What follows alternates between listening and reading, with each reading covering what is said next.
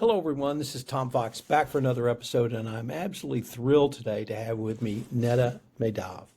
Neta is one of the most forward thinkers in compliance. She has an incredibly unique perspective that I think has really led the discussion in compliance in ways that we haven't fully even fleshed out yet. But she had an exciting announcement for us earlier in the summer and late spring, and she's now with Diligent. And Netta, first of all, with an incredibly long-winded introduction, welcome to the podcast. Thank you. It's really exciting. Also, Tom, certainly not the first podcast that we've recorded together. And it's really great to see kind of the full circle of being a guest here from the trenches of building a GRC startup. And now as part of Diligent post this very exciting acquisition. Really thrilled to now wear a new hat and to be a guest on your podcast again. Could we start off by you telling us how did the acquisition come about, and why did you think it was such a big positive step for you and your team?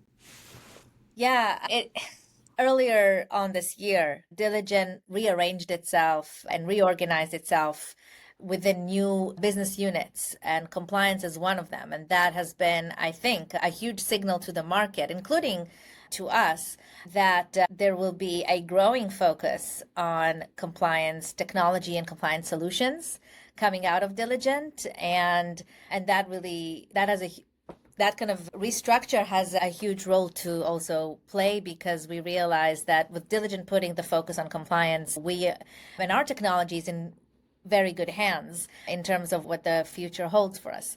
But the conversation with Diligent had a long history. I think ever since I found out about Diligent, I always thought it would be a potential home for us, and a really good one, because unlike many GRC companies out there, I always saw Diligent as one of the only real technology leaders.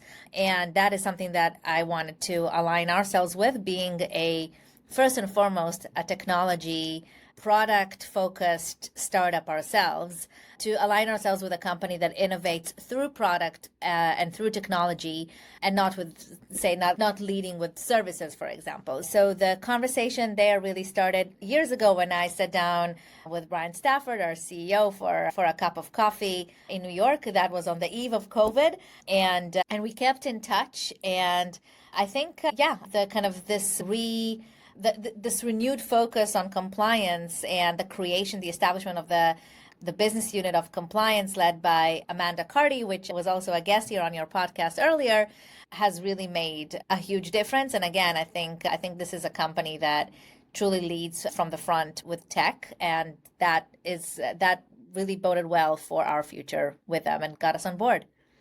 What's your current role, Netta? So I head the ethics and compliance technology business out of Diligent, so continue to grow Vault within Diligent. And that was also really important for us to understand what is their stance about our technology. Unlike other acquisitions that happen in our market, without naming anyone specific, this is definitely was not a move to kind of, get customers impose a migration from one technology to another, but actually what Diligent saw in us is a missing link in their compliance, specifically in their integrity offering of ethics and compliance, and wanted to see how our other solutions can be built around Vault and give Vault the opportunity to truly reach a significant market, both within the current market base that Diligent has and outside of it. So I'm growing Vault technology, but also building and growing the interconnected integrity solution that we are now offering the market and will continue and develop here with AI, which is all about a connected platform for all integrity solutions. And that's really where I wanted to maybe take the next part of the conversation, because one of my observations about Vault was you guys were literally on the cutting edge of technology and made clear that was going to be one of your market differentiators. Do you see that same sort of culture and enthusiasm for leading the market with technology at Diligent now that you've come over? 100%. I thought I was pushing hard on AI and innovation, and then I came to meet Brian, and that or and work under Brian, and that is incredibly exciting for us because they're truly accelerating on all fronts, which means both building with AI, but also releasing out to the market AI products. We're now looking at what agents can do in the compliance space, which is incredibly exciting. And I really think knowing our customers is, and knowing kind of where they are on their journey. I think generally compliance officers are still looking to preserve the sizes of their teams. They're always fighting for, can I have another member of my team joining me, right? They're fighting for their size. But actually so it's not about replacing humans. It really is about helping that team to focus on where their work can be most valuable. So where can AI replace those mundane manual work that people are doing when it comes to investigations, when it comes to triage and audit logs and mining for data and creating reports, where actually we want to refocus that team on when they're needed most, on quality, driving quality in investigations, for example, and driving a culture of ethics and all those things where we still very much need talented human beings driving forward. I think what we're building with AI could really help to free up a lot of time to do things that are exponentially more valuable, both to the individuals and the teams, and the companies for which they work. That's one of the things I've taken a deep dive into this year. I wrote a book on the use of AI and compliance and continue to research and write about that. And I wanted to use that as an introduction to ask you, are many of the compliance officers I talk to are at the point, or in their journey through AI, are at the point where they say, look, I need a chat bot to help me answer questions or something like that. And I'm going to call that relatively low-hanging fruit. And in the conversations you're having, are you getting a lot of requests for something like that? Or are you seeing sort of higher order analysis or incorporating AI into more strategic risk management strategies as opposed to maybe a tactical issue of answering an employee's question? That's a great question. So I think there are different levels or lenses through which we are seeing the application of AI and what it can do for compliance teams. First and foremost is, how do we make work better? How do we make work faster? So to give an already kind of a live example from within Vault's own product, with an AI translation engine, you can now investigate in real time and translate from any language into any language momentarily, including through a live chat with the reporter, even if they're anonymous. That means that if in the past, like, you had to either relate on translators or you would need to rely on investigators in kind of other local regions, you can now actually manage the investigations in any way you would like. So we already have that today. We also have an AI-enabled hotline, which replaces that need for a manned hotline altogether, brings this technology kind of deeper into in-house, into our customers' hands. So these are examples of how AI makes intake better and how AI makes work faster. But another level of AI usage that we are very keen on and very big on right now is predictive risk, and how can we rearrange our data and understand it better? What story does the data shows us, and how does it overlay with other sets of data? For example, if I want to understand how conflict of interest and disclosures data impacts or have impacted training, policy attestation, or speak up data, all these wider sets of data can now tell us a story that we haven't been able to see before, because we can very easily start creating our own understanding of what's happening at the stern of the ship, as we like to call it.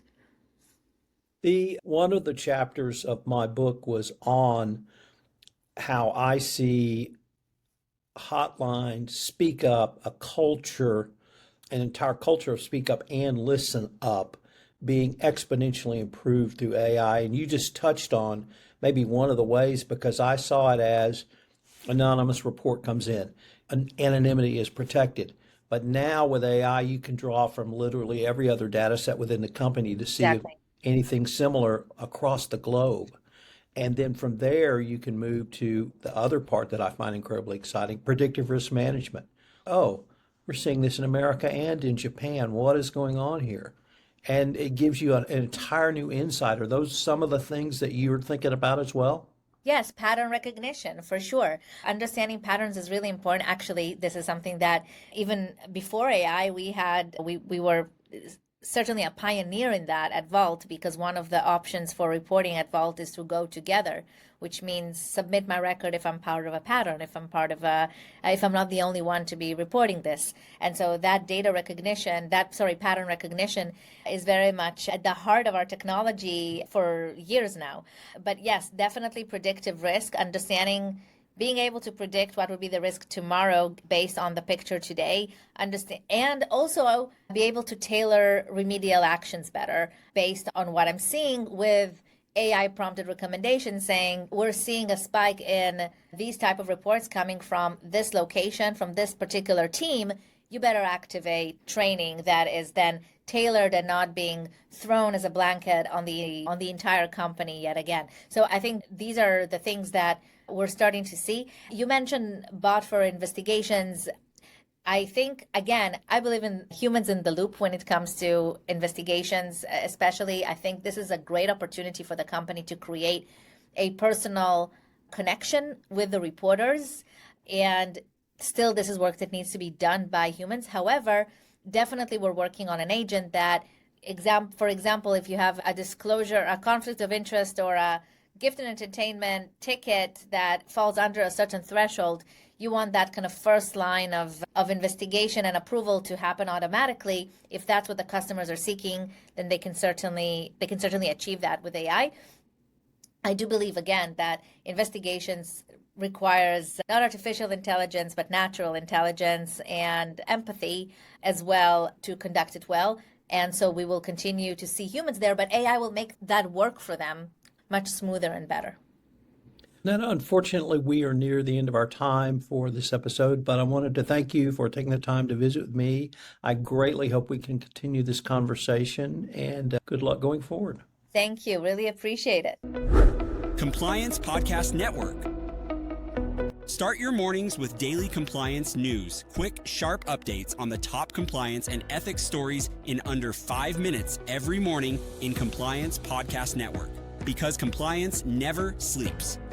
Need practical advice fast? Check out Compliance Tip of the Day. One actionable idea to level up your program. Short and sweet, every day on Compliance Podcast Network. Got 10 minutes? We've got the week's top 10 stories. 10 for 10 brings you the big compliance headlines. Fast, fun, and focused. Every Saturday on Compliance Podcast Network. And don't miss the Sunday Book Review, where compliance meets culture through must-read books and big ideas every Sunday in Compliance Podcast Network. Whether you're in the office, on a walk, or commuting, stay smart, stay ethical, stay tuned. Only on the Compliance Podcast Network, available wherever you listen to podcasts.